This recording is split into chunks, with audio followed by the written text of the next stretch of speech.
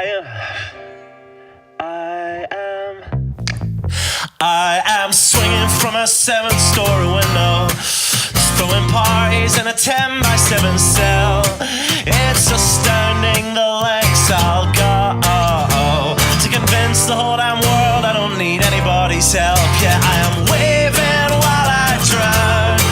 Don't bother swimming out to save me, I will only drag you down. I'll try to use your body as a life raft, 'cause if there's room enough for one, there must be room enough for two.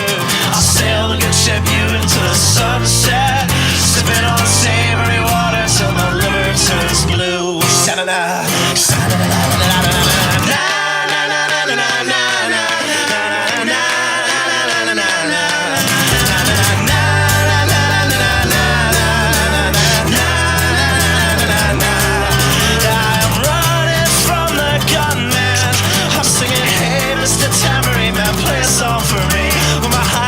Is broadcast in the evening news. I will be relieved.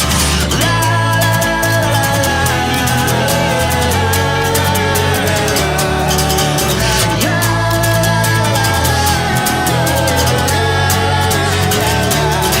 I am waving while I drown. Don't bother swimming out to save me, I will only drag you down. I'm waving while I drown. Don't bother swimming out to save me, I will only drag you down. La, la, la, la, la, la, la, la. Singing, hey, hey, alright, yeah, I wrote that one myself. It's astounding the lengths I'll go to convince the whole damn world I don't need anybody's help. Fuck. All right, put down your pens, put down your pencil, step away from the keyboards, and settle in for this week's episode of Writer's Block. First and foremost, allow me to thank Low Tide Kava Bar for the kava that I am drinking on today's episode, as well as let me thank Muddied Waters Media for allowing me to do the show, which makes sense because it's my company. Also, I'd like to thank Don and Sally Wright for giving birth to me. Even though I know you don't watch this show, I feel as though you do appreciate that at least. Today, I have a very special guest on, the Executive Director for U.S. Term Limits, Mr. Nick Tomboulides. Nick, thank you for coming on today, buddy. Matt, it is an honor to be on with you. Yeah. How's everything going? You're on the East Coast there of Florida. That's right. Yeah. I am in Melbourne, Florida, just south of Cape Canaveral, where they launch all those government-sponsored rockets that you see. Elon Musk is also building rockets here, by the way, and landing them back down on a platform, which is pretty darn cool to watch. We're chilling out. We're in a sleepy little beach area around here. We love it. It might not be where all the action is in Florida, but it's a pretty darn cool place to live. Yeah, like I was saying before the show, I've been to Melbourne a couple of times. I really like it over there. It is just, it's a small town. It's like a small suburban town on a beach, and it's just a great place to go hang out. Great day trip, or even like a long weekend kind of thing. Always had a good time over there. Absolutely. Yeah. We become snowbird central at certain times of the year, but apart from that, we're loving it. So. Yeah, I was going to say, starting pretty soon here, we're going to get the influx of snowbirds coming down. I'm ready to barricade my doors. Right. And I am ready to get stuck in traffic. Oh, yeah. I was going to say, stay off the roads because it's going to be 45 minutes longer to get anywhere you want to go. Exactly. Pretty much right around Thanksgiving. So you are the executive. So first of all, you went to the University of Connecticut. I did, yes. And you got a degree in economics. Clearly, you have been talking to the NSA. Yes, that is what happened. Yeah.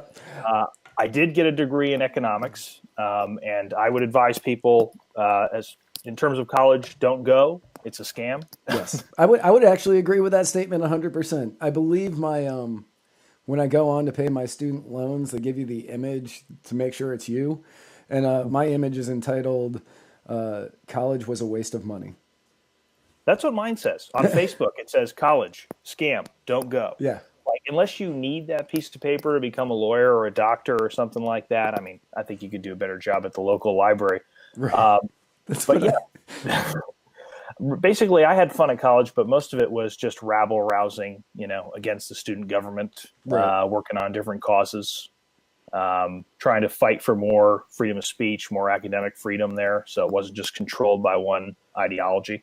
I had fun there.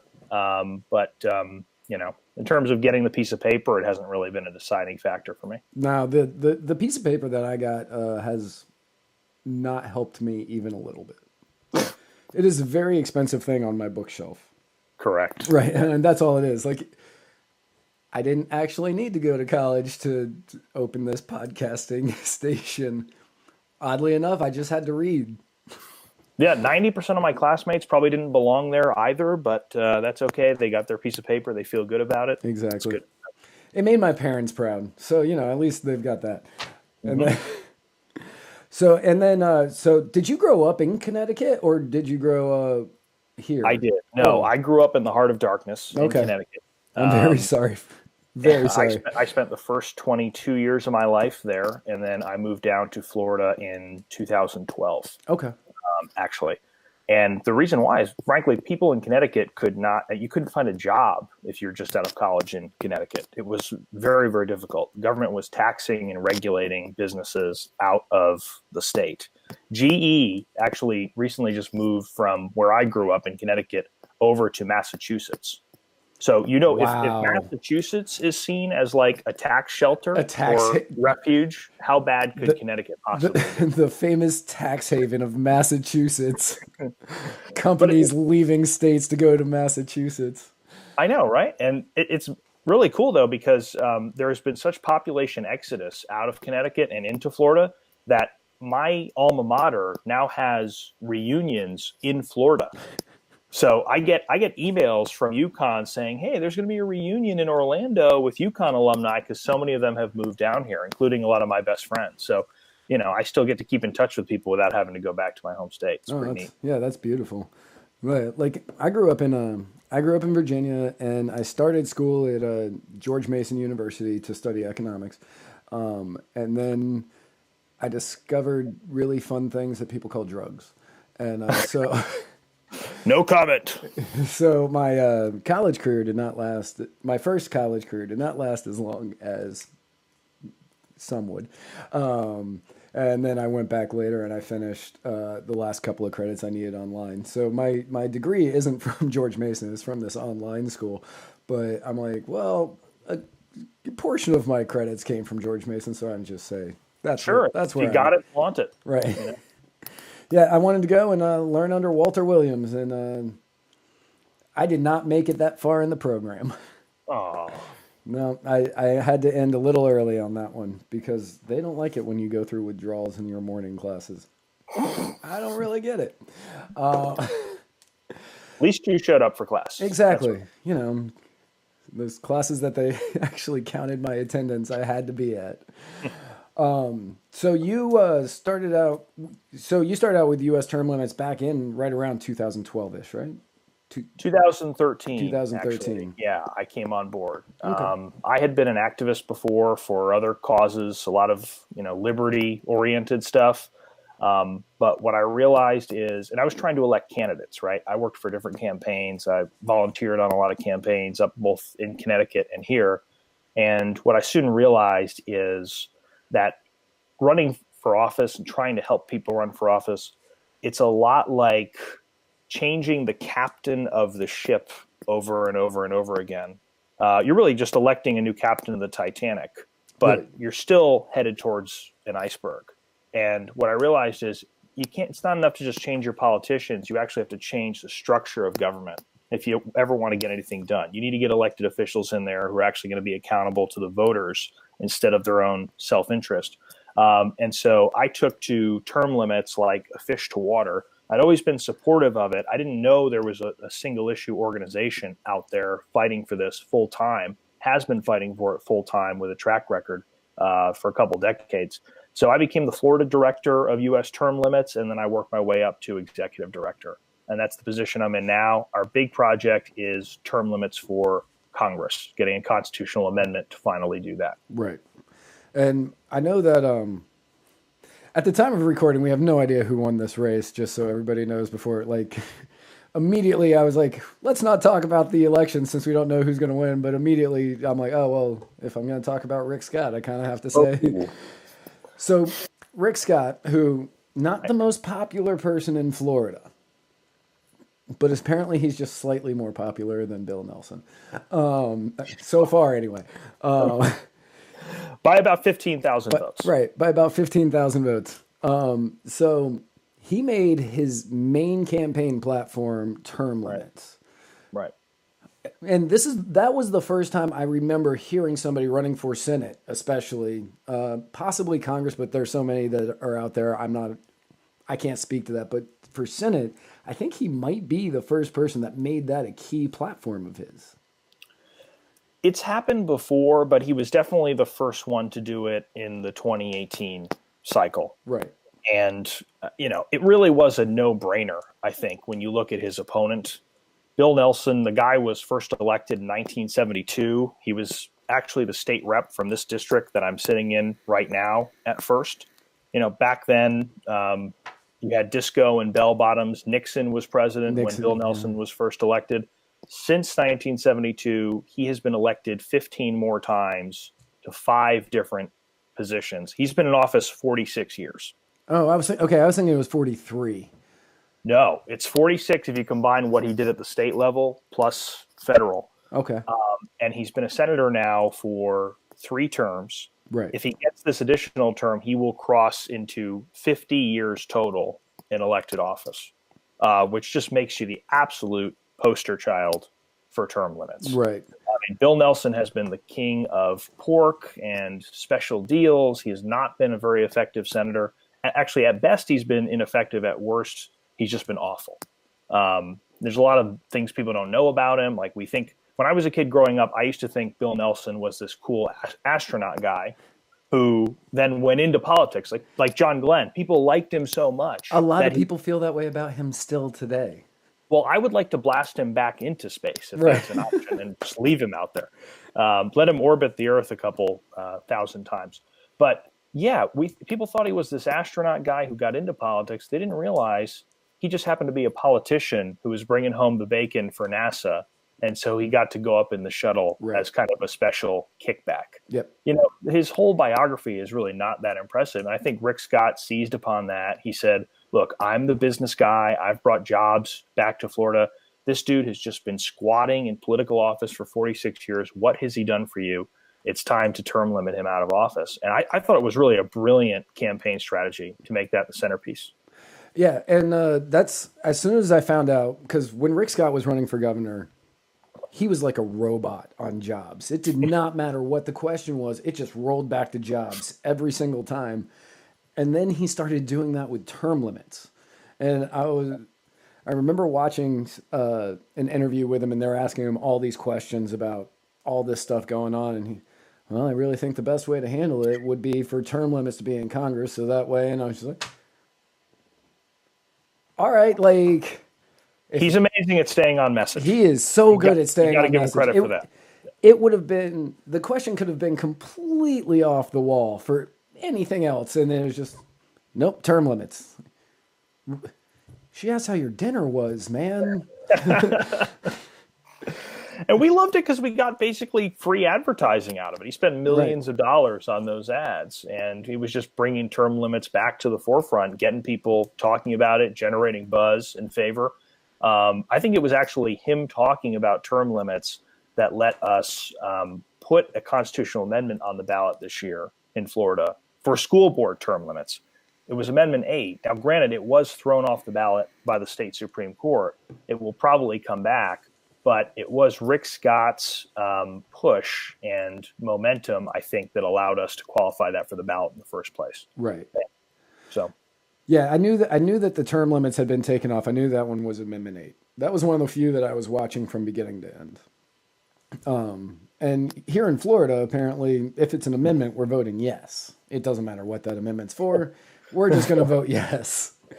I heard someone say on Twitter, it was like if Florida had an election between like getting free ice cream and getting kicked in the face, Like those two options would be within like 1/10 of a percentage point.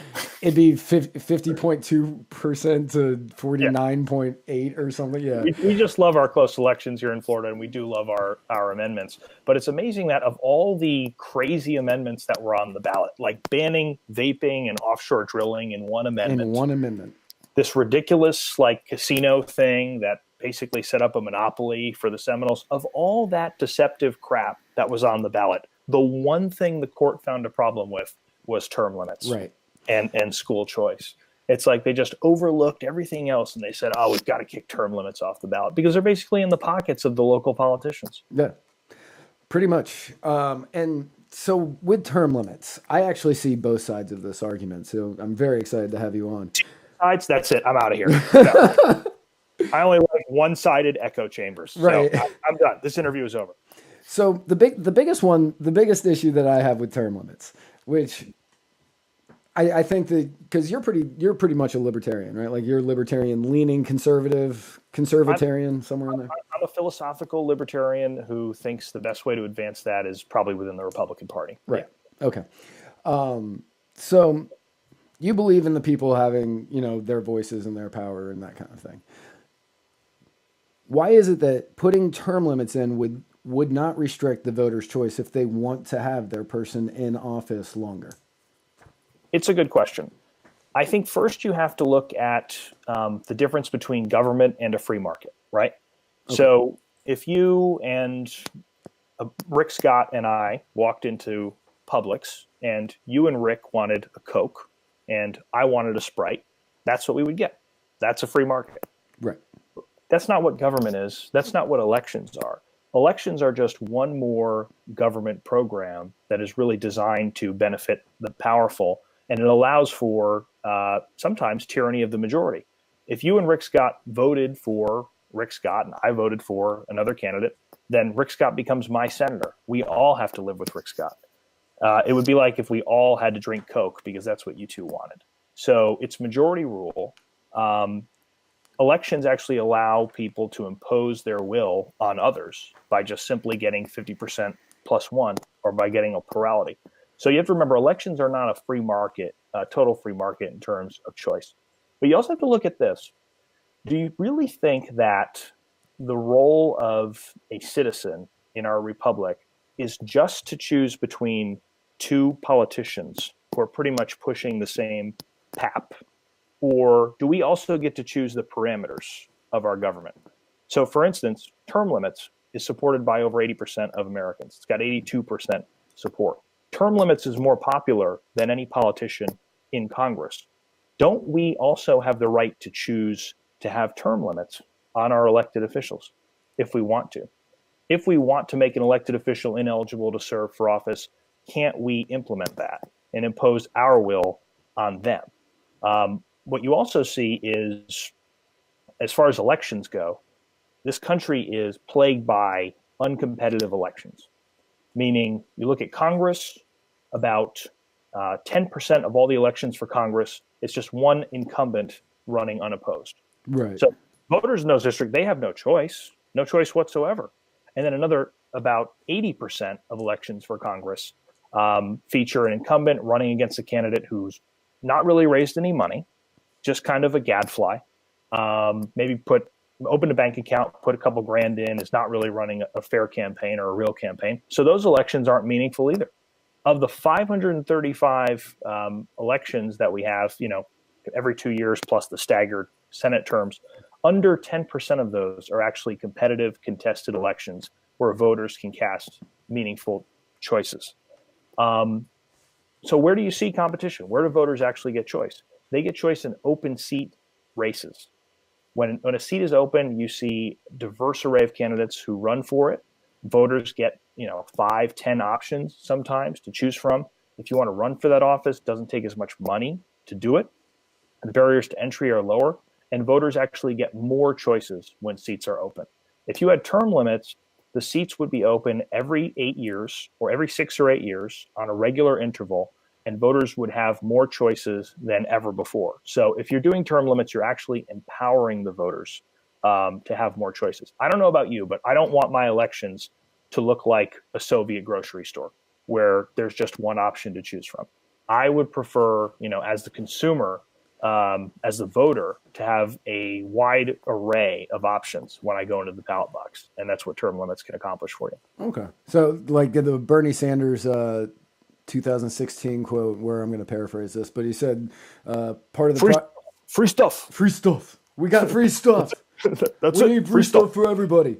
No, he said part of the problem that we have is that there are too many choices, which gives everybody stress. So when you go into a grocery store and you see 142 different types of deodorant, you don't know which one to pick, which causes more stress in your life. So we need less picked. So you're going like anti-Bernie Sanders, which makes sense.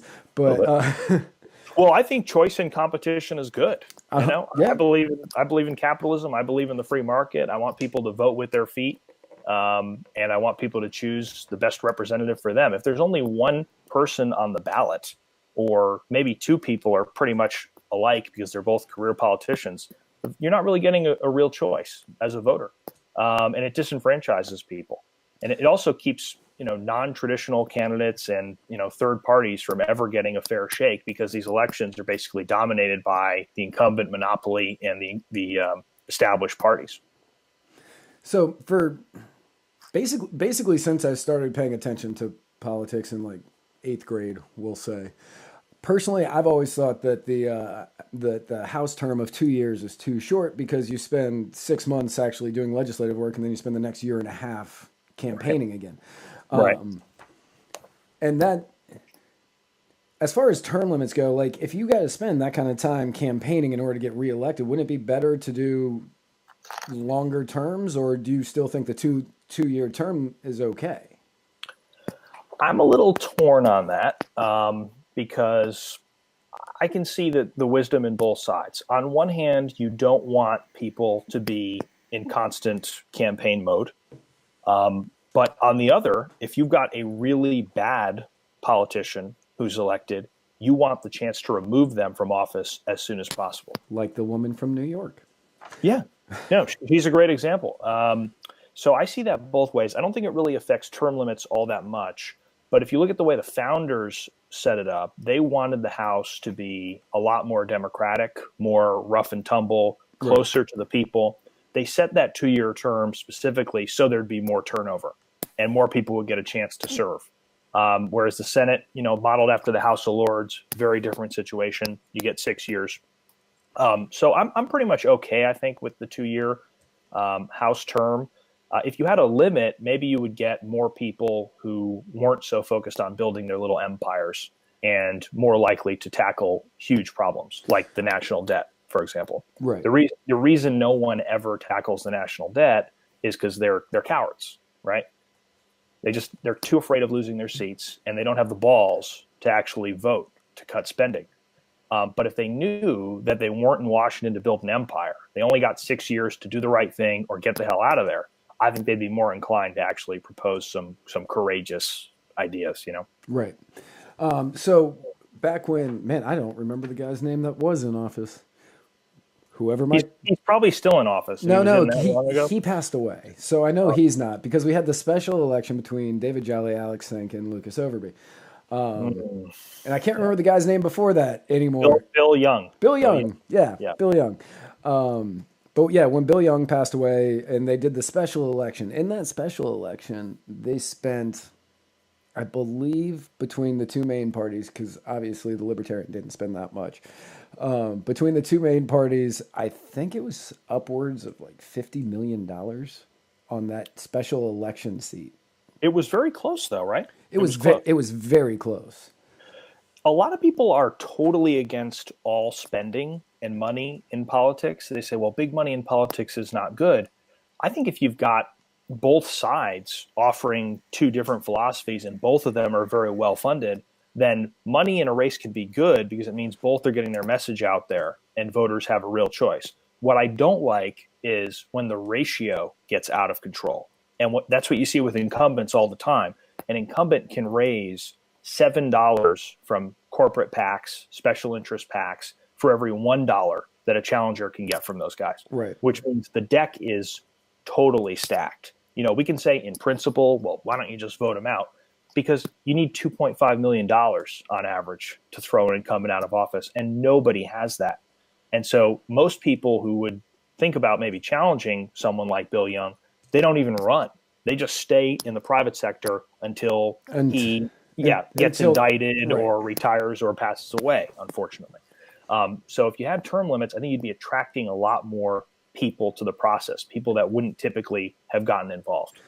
But don't you think that with term limits, you're going to see a lot of the overblown spending on campaigns like we did in that race, or like Bobby O'Rourke out in Texas raising $70 million and refusing to share it with anybody, which apparently they got mad about. I'm like, he raised it. Like, that's kind of Is it Bobby or Beto or Robert? Robert, yeah. I like Bobby.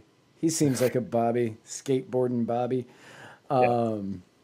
But that's actually one of my main concerns, is just the inflated amount that we've been seeing spent on elections. Like, I believe if you counted up all of the money spent on the midterm, it was $55 billion during this past midterm. Now, if people were getting termed out and you didn't have the incumbents that had been there for so long that it was like the opponents didn't even try to raise money because there was no point, like, that number would then balloon even higher. Like, we'd be looking at 75 billion, maybe even 100 billion just for a midterm election. And wouldn't that then kind of show that term limits could just end up costing people more money and more flyers going to everybody's house, which we all hate? We do all hate that, but if more money is a sign of more competition and the voters actually having choices, then I don't think that we should object to it. You have a lot of congressmen who have $5 million just sitting in their PAC. And what they do with it, they may not spend it. They just keep it there as a deterrent, right? They just keep it there as like a wall that keeps other people from running against them.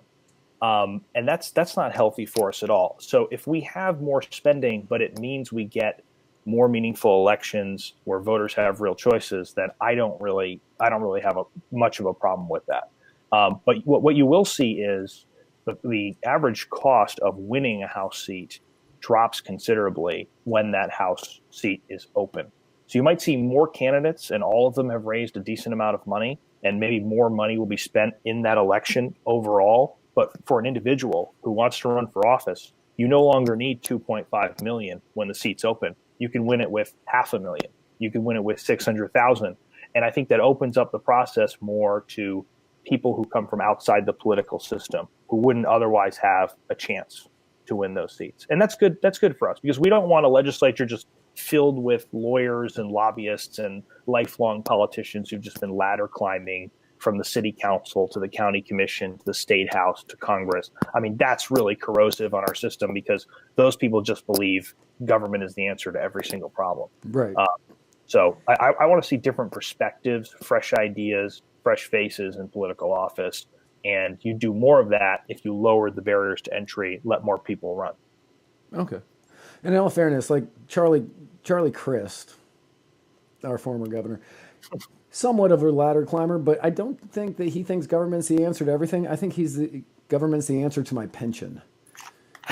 His pension, not my pension, but to his pension, because he's just like triple dipping at this point. Oh yeah, he's trying to get his hand in as many different tills as he can. Yeah, amazing. Doing a great job at it. Switching parties and everything just to get to. He'll be whatever you want him to be. He will just pull out the talking points for any party that wants to have him elected. So when it comes to term limits, you've got the possibility, and I'm not saying that this would actually happen, but especially in the House, like, what kind of terms would we be looking at? So we have an amendment introduced in the House. It was introduced by Ron DeSantis this session. When he stepped down from Congress, it kind of became a headless horseman, right, without a sponsor. But it calls for a 3-term limit in the House, 6 years, and a 2-term limit in the Senate. We think that very closely approximates the most time-tested limit that you can have, which is 8 years. Obviously, you can't do 8 years in the Senate because it's a 6-year term. Right. You can do 12 there. You can go a little bit shorter in the House. If somebody serves 6 years in the House and then 12 years in the Senate, no one is going to say that is not a career.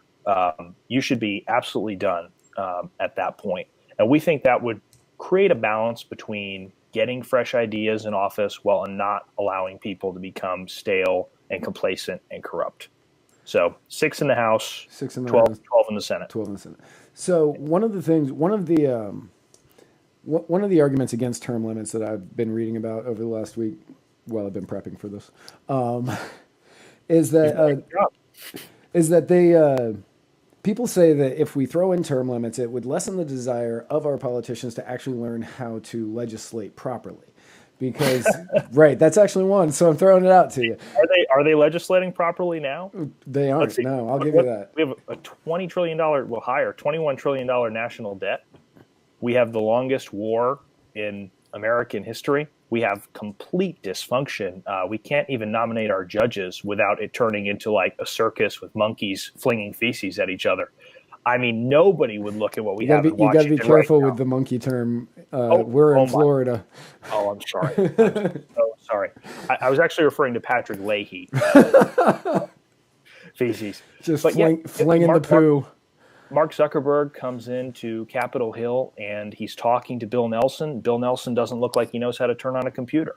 And then we expect him to regulate Facebook. So the system we have right now is a complete disaster. Do not be told or by any politician that they know how to manage this, because the results have just been awful. But meanwhile, if you look at the states that have term limits, like Florida, they are on average very well run. Florida is the number one state in the country for fiscal health. On average, there are 15 states with term limits on the legislatures. On average, if a state has term limits on the legislature, it's going to be stronger in terms of fiscal health than its peers. The worst states in the country are the ones with the most career politicians. Like Illinois, $200 billion in debt. You will not find a term limit anywhere in the land of Lincoln. It just does not exist. State is entirely run by crackpot career politicians. They've run it into the ground. They have the lowest bond rating in the history of any state. Yeah, and I mean, I would say Illinois is not only run by crackpot politicians, but also by unions that own those career crackpot politicians. Correct. And while I do see that, like, everybody that watches this knows. I'm going to preface that because I do think that the people who watch our shows are of higher intelligence. Nice pandering to your audience there, thanks. Matt. But I'm pretty certain that everybody knows that with the FDA, who I hate immensely, with the FDA, they use it as a springboard in order to get into lobbying work.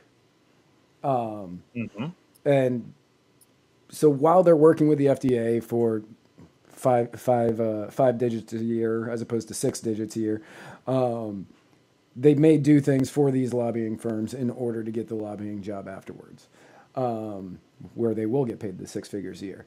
Now, with term limits, do you think that with people, I know that lobbyists will be able to get to congressmen and senators and use them as what they need in order to get what they want passed. Anybody that's seen the newest season of House of Cards knows kind of what I'm talking about. But so having the bigger turnover, wouldn't that mean that lobbying groups would be trying to get more people in Congress, but at younger, like before they even get in, like when they're still in the state houses and when they're still in the, and then just try to use them as they go on? One of the most oft-cited objections to term limits is that it would empower the lobbyists. We hear this everywhere we go, and I will tell you that is fake news. Okay. That is utter and complete bullshit.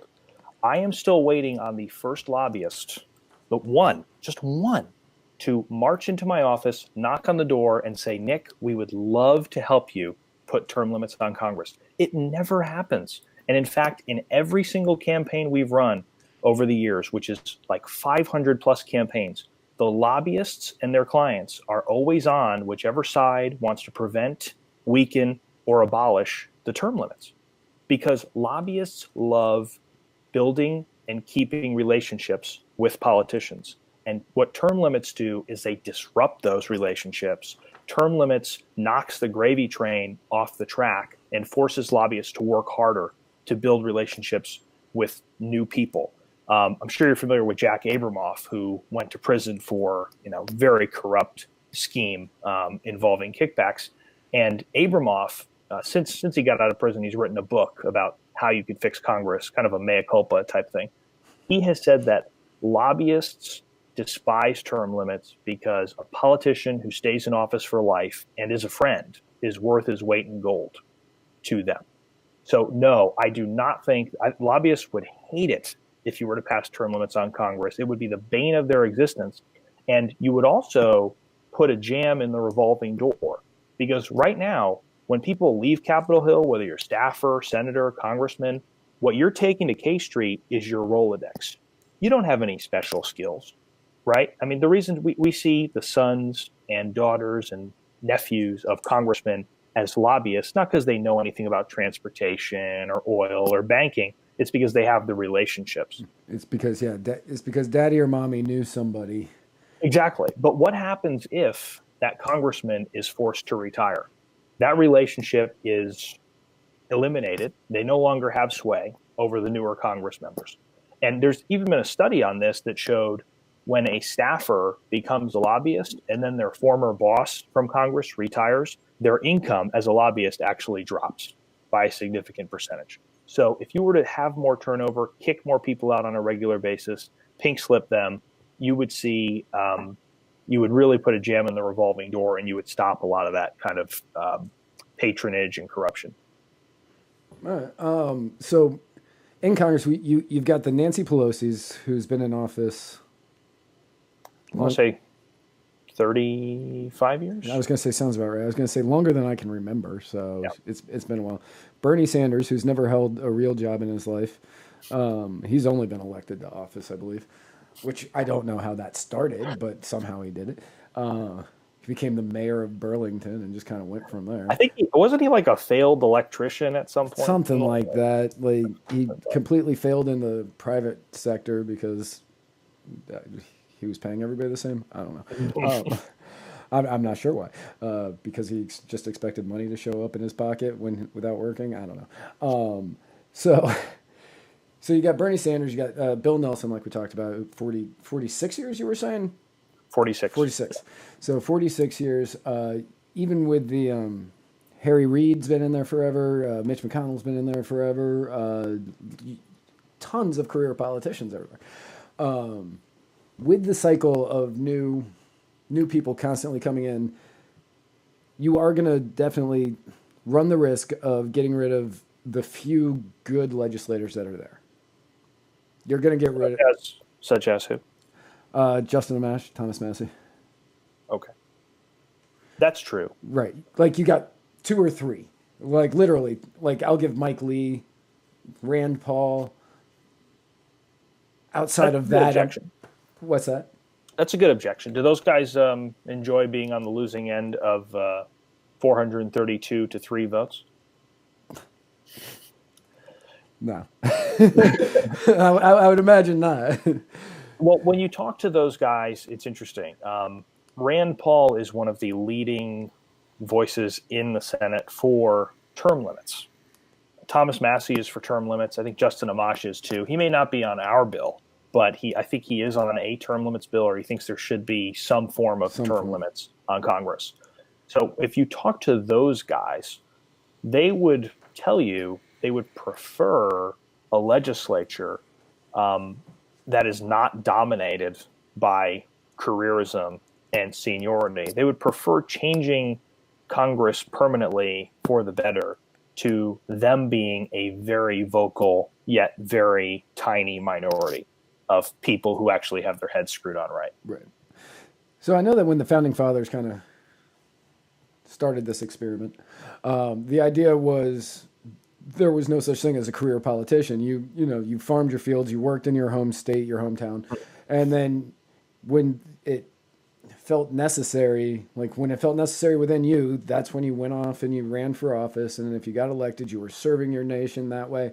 And then after you were done, you went back home and continued tilling the farm, or practicing law or whatever. And instead, what ended up happening was people just constantly running year after year after year, because the job security is actually quite great. Not a lot of turnover in Congress. Hardly any. Right now we hear people say we have term limits. They're called elections. Not really, because 98% of incumbents get reelected. 98% running for their own seat. Even in a so-called wave election, like this year, I think 93% of incumbents in the House still got reelected. 83% in the Senate got reelected. We think it's a wave. We think things are really changing. But then nothing ever really does. It's just like a football game, and the possession has changed to the other team, but it's still the same players on the field, and there's still not a lot going on in terms of making progress. So you're right. We need something to kind of spur that turnover, and a term limit is really the only way to guarantee you're going to have that rotation in office on a regular basis.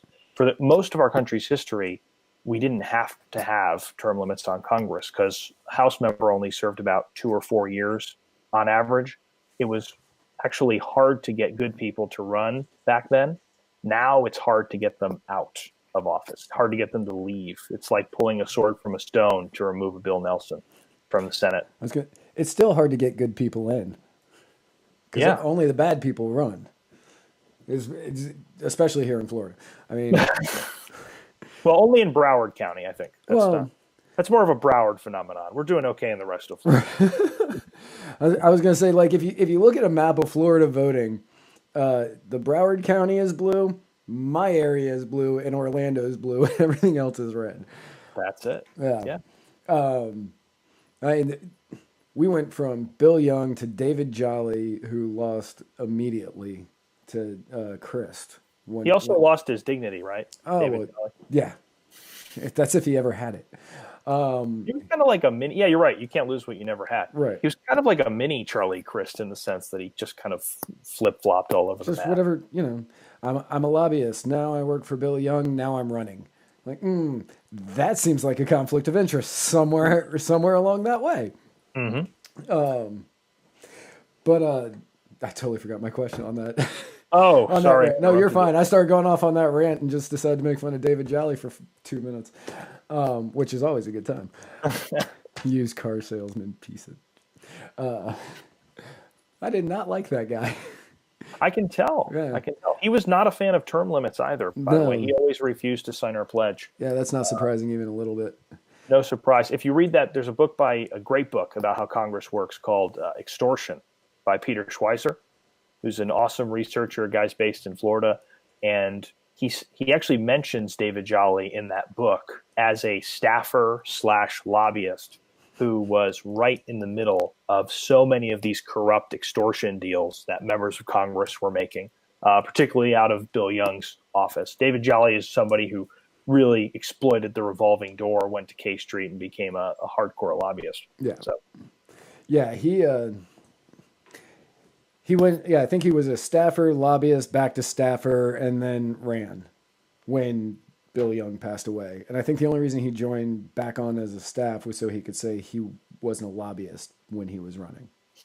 I really think that. It's amazing how many legislators we have here in Florida and really elsewhere who list as their profession like lobbyist or government consultant or government relations. I'm just like, have you no shame? Are you just going to be that obvious about it? Like, at least pretend to have a real job, right? Just say you're a car salesman. I know. It gives you more respect than lobbyist.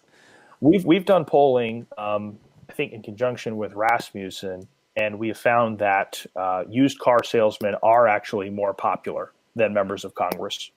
Head lice are more popular than members of Congress. Root canals are more popular. And finally, last but not least, Nickelback is more popular than the U.S. Congress. That's embarrassing right they're there. not doing that well. No. That's just really bad. So yeah, I mean, like I know that Congress's approval ratings typically right around 8-ish. I know it's real low. It's a little bit higher after an election, Right. especially when a new party takes over. It jumps to about like 15%, and then within 6 months, people are like, "Oh wait, these people suck too. Never mind, Right. we're back to 8. We're Or back no. to 8. Yeah, And I know that if any job I've ever had, where I wasn't like the owner of the company, any job I've ever had, if my approval rating was 8 by everybody in charge, I know that I would not have had that job much right. longer. And I do know that Congress just seems to continue to keep it. And with the ever tested argument of we're right in the middle of all the things I promised. If you take me out, I don't get like we will not achieve what I've promised. If you take me out of office, If you do not reelect me, we will not solve the problems that I have created. It's very important. I have assembled red tape here, and now I will help you cut through it. But you're right. And what if you were to go to your boss in the private sector and say, I've been here 6 years. I've been here 8 years. I still don't know how to do this job. I still haven't learned how to do this job. That would not fly. And yet that is the main argument that politicians use against term limits. If you work for a company and you don't learn your job within 8 days, you will be out on your ass with a pink slip, much less 8 years. So it's just, a ridiculous argument that people cannot learn how to be politicians. It's not that difficult. When you're a politician, you get to spend other people's money. Most of us only get to spend our own. I mean, it's not that hard to do right? when you really think about it. And what I've seen is the guys who have been in there for the shortest amount of time seem to know the system better than the 40, 50-year career politicians because, they've spent more time more recently in the private sector. Many of them are business owners, have worked in the real economy for a while, or they're doctors who actually understand our healthcare system as opposed to career politicians. Whereas, 40, 50-year members of Congress, some of them they can't find the bathrooms anymore. I mean, we have Alzheimer's drugs that are getting delivered to Capitol Hill on a daily basis from a pharmacy in Washington, D.C. And these are people who are deciding some of the biggest laws of the land. They're deciding which country we should invade. And they may not even remember their own name because some of them have dementia. They're remembering stuff from 30 years ago as opposed to what they had for breakfast today. Yeah, there was one Senator, Thad Cochran, Mississippi, who just stepped down. He got reelected a few years ago, and then he had to resign. And one reason he resigned was he could not remember how to find the committee room that he had been working in for the last 20 years. It's unbelievable. Yeah. Obviously that's an excellent case on that one. The fact he was able to keep it from any of the voters is kind of amazing. Because I would imagine for the first at least 5 years of that, nobody had any clue. You see what some of them do in campaign season, though. They kind of get propped up in a weekend at Bernie's style campaign where, they're not really saying all that much, yet they've got the name recognition and the cool ads. And so people just kind of fall in love with that. Yeah, and then you get the people who, I'm not going to campaign during this election season because I have work to do here. Right, yes. The very important work of walking 2 blocks away from Capitol Hill to go into a call center and spend 5 hours a day on the phone begging for money. So last week I had Rebecca Bidlack on, and I'm certain that you know Rebecca. I do. Yeah, and she works for the Coalition to Reduce Spending. And one of the things that she was telling us about is a website that she has called spendingtracker.org.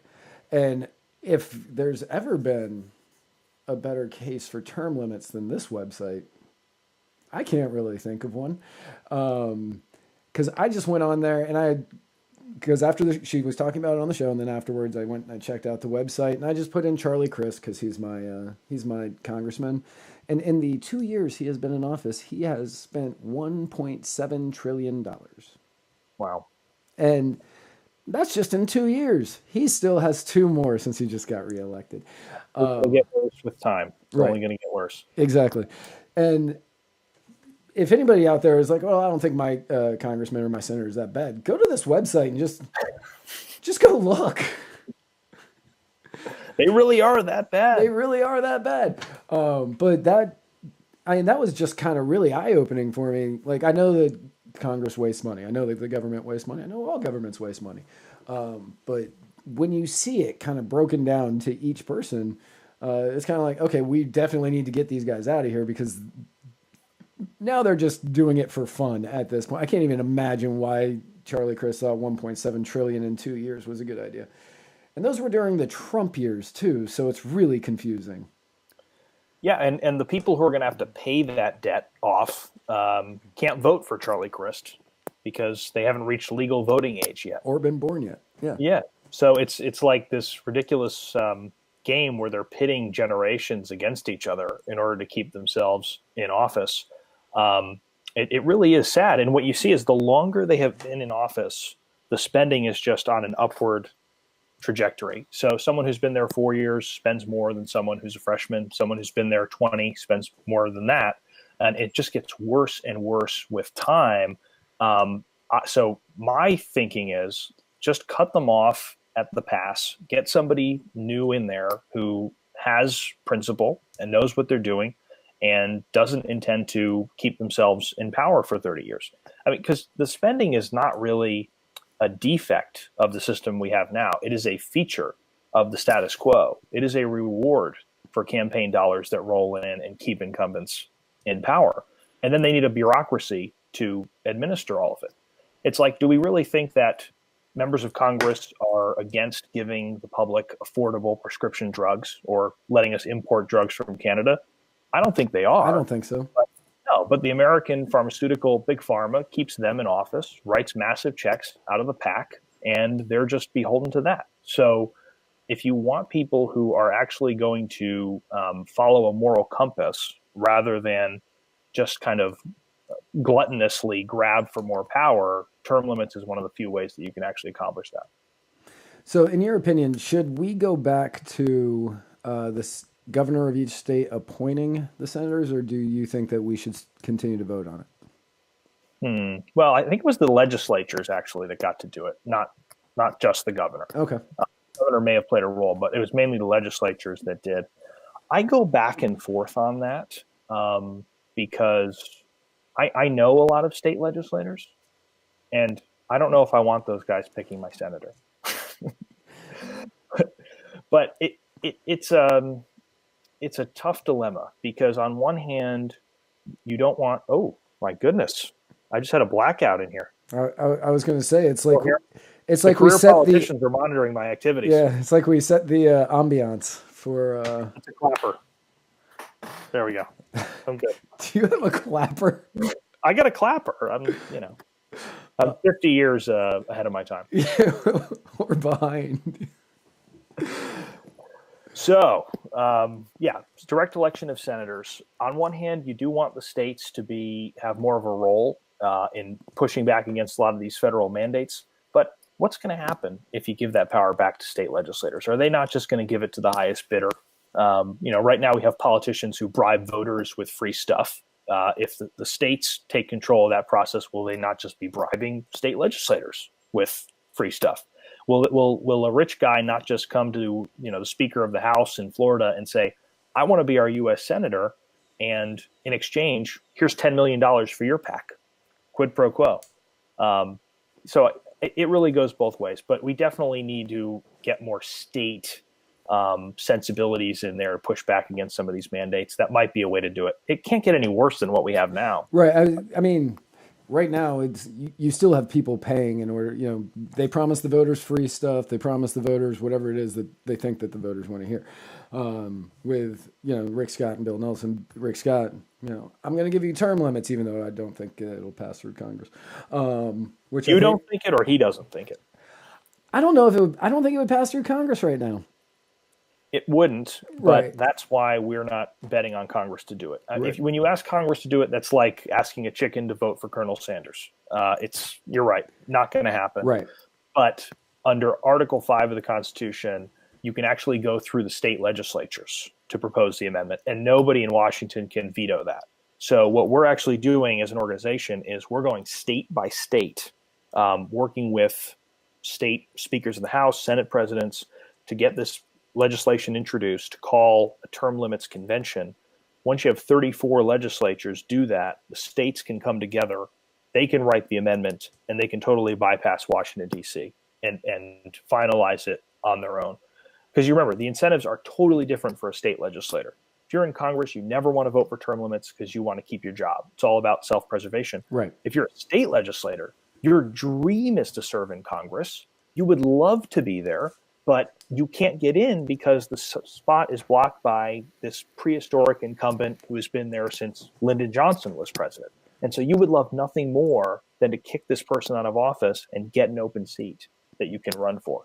So we're getting a very positive reaction. We've already passed it in Florida, Alabama, and Missouri. There have been 9 other states that have called for an amendment convention that would include term limits. So we're well on our way. We've proven the concept. We just got to scale it over the next few years and take it into more states. All right. Yeah, like I said, when the first time we met was a couple of weeks, like in person, the first time we met was a couple of weeks ago in Orlando when Caleb was in town. Caleb from Mid-Liberty. Cool guy. Very good guy. Great guy. But yeah, so that was the first time you and I had actually met in person. And I told you then, like, I see both sides of the argument. Because I do see the voters have the right to pick who they want leading them, essentially. But I also see, once you're in office, name recognition goes a long way. There was the Eddie Murphy movie back in the 90s. I think it was called The Distinguished Gentleman. Oh, I was hoping you'd say Coming to America. Limits on the Prince. He ran his entire campaign on name recognition, even though he wasn't the candidate that had been in office. Is that right? Yeah, I think his name was Thomas Jefferson Jackson, and so yeah. And then it was something like that, and he ran on name recognition because the guy that just left office was Thomas Jackson or Jeff Jackson or something like that, and he was like, Jeff Jackson, the name you know, and it wasn't the same guy; it was just the same name. Yeah, George. I don't know if you're familiar with George Will or not, but George Will has written a book on term limits called Restoration. It's from the early 90s. It's very good. But one of the quotes from him is, he's talking about American history. He says, America has never flirted for even a moment with pure majoritarianism. And what he's saying is, since our inception, we've not just said there's this sacred right of people to just have absolute voting privileges. I mean, for example, you couldn't elect me president. I'm not eligible. I'm not 35 years old. You couldn't elect Vladimir Putin as your president. You couldn't elect a 13-year-old to serve as a congressman from Wyoming. I mean, we have qualifications for office that are already in our Constitution that say who can and cannot run. And this would just be another one. It would be, if you've already served for 6 or 8 years, you can't run for Congress again. We've had term limits on the president since 1951. It's very uncontroversial. Most people think that it's worked out very well. I know I wouldn't want George W. Bush, Donald Trump, or Barack Obama to be president for life. I kind of like the idea that we've got turnover. And I would love to see that in Congress. I think it would be even better in Congress because you see that so much of the power is concentrated with leadership, and leadership rules with an iron fist. The newer members can't really make much of a difference. So I think you need to kind of break up that leadership cartel, that monopoly that they have, and disperse some of the power to the other, 530 members who are there. I heard a story not too long ago about Thomas Massey during one of his first votes, and he voted against the Republican Party. I think it was the Republicans were voting yes, and he voted no. And Paul Ryan and I don't remember who the other guy is. Some other McCarthy, maybe? Could have been McCarthy. But they went over to him and they were telling him he needed to vote for the party. And Justin Amash and Joe Walsh were watching this interaction. And Joe Walsh was saying, hey, let's go over and save him. And Justin said, no, I want to see how he handles this. And you vote for the party, you vote with the party. And Massey's going to, I vote how the people who elected me want me to vote because that's why they sent me here. And I thought that was a great answer. Like that's yes, you don't just agree with the party. You vote the way that the people based on what you ran on. Like if you say I'm not going to vote for any new healthcare bills, I'm not going to vote to expand Obamacare. I'm not going to vote, whatever.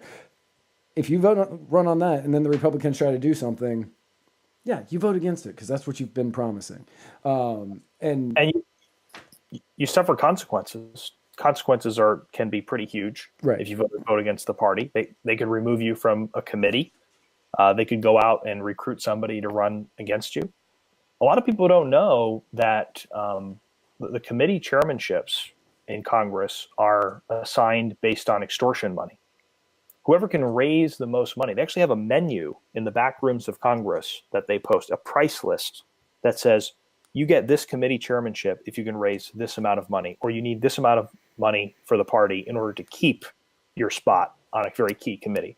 And the guys who refuse to play ball, the guys who refuse to basically become political prostitutes and telemarketers all day long, they get kicked out of those committees very, very quickly. So it's a lot. People who vote don't really see all this backroom sausage making and how the power is really allocated in Washington, D.C. I don't know exactly what happened to Massey, but I'm guessing he might have lost a committee spot based on going against the party, bucking the party like that. Right. Either that or he was so new, nothing happened because he probably wasn't in a committee chair at the time. And then after that, he just became more and more Massey. That's another problem that we have, which is suppose you built a business. You love your business, but you also love your country, and you would like to serve in Congress. But you don't want to leave your vocation. You don't want to leave the thing that you've built for 30 years just to have a small, slim chance of influencing something in Congress. Because that's sometimes how long it takes to climb up the ladder. 15 years for a committee chairmanship, sometimes 30 years to be in leadership. So what do all those people who are brilliant people wind up doing? They don't run at all. They just stay where they are. The folks who wind up running for Congress in most cases, not Massey, but the folks who wind up running are people who can see themselves in a political office for decades. And I hate to tell you, those are not the types of people who are going to favor limits on government. Those are not the types of people that you want running your country because they're just so single-minded, and they don't really see that the other side of the story. They don't really see that there's a private sector out there, and government can severely harm it with certain regulations and other policies. It's weird that many of the people in Congress wouldn't know about the private sector.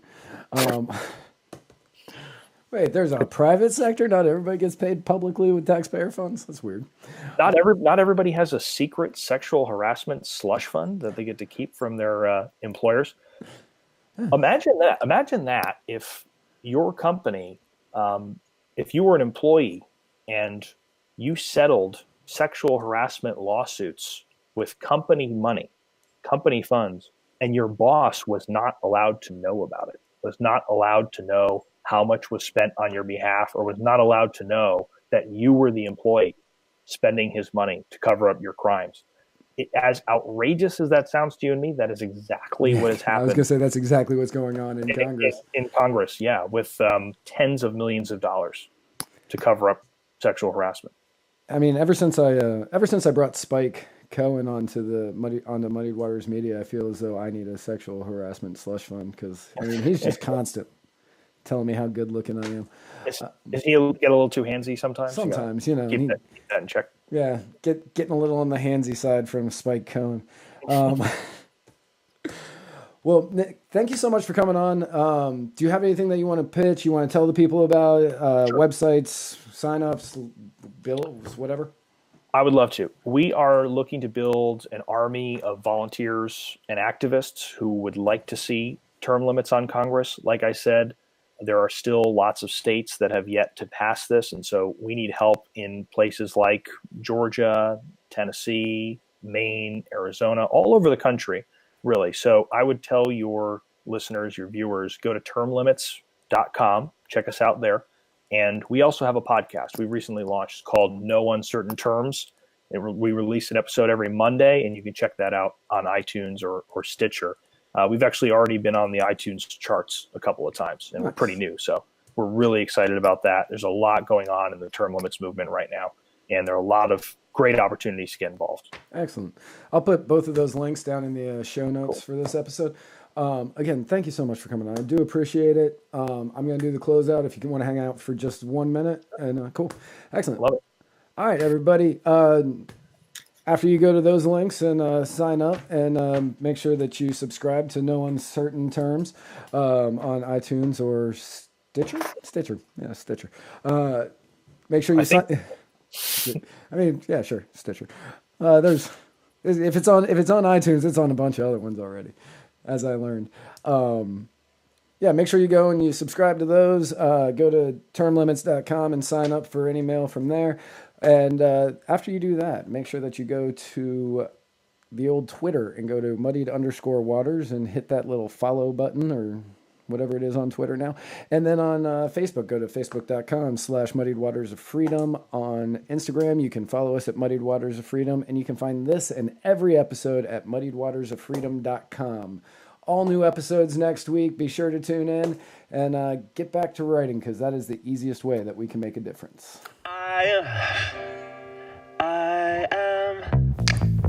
I am swinging from a 7-story window, throwing parties in a 10x7 cell. It's astounding the lengths I'll go to convince the whole damn world I don't need anybody's help. Yeah, I am waving while I drown. Don't bother swimming out to save me, I will only drag you down. I'll try to use your body as a life raft, cause if there's room enough for one, there must be room enough for two. I'll sail the good ship you into the sunset, sipping on savory water till my liver turns blue. Sha-na-na, sha-na-na-na-na-na-na-na.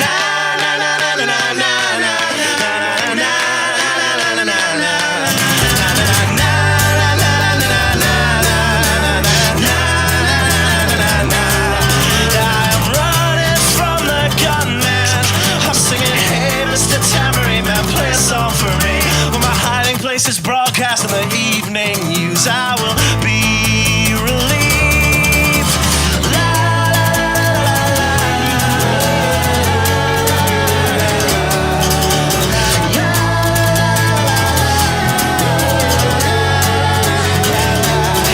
I am waving while I drown. Don't bother swimming out to save me, I will only drag you down. I'm waving while I drown. Don't bother swimming out to save me, I will only drag you down. La, la, la, la, la, la, la, singing, hey, hey, alright, yeah, I wrote that one myself. It's astounding the lengths I'll go to convince the whole damn world I don't need anybody's help.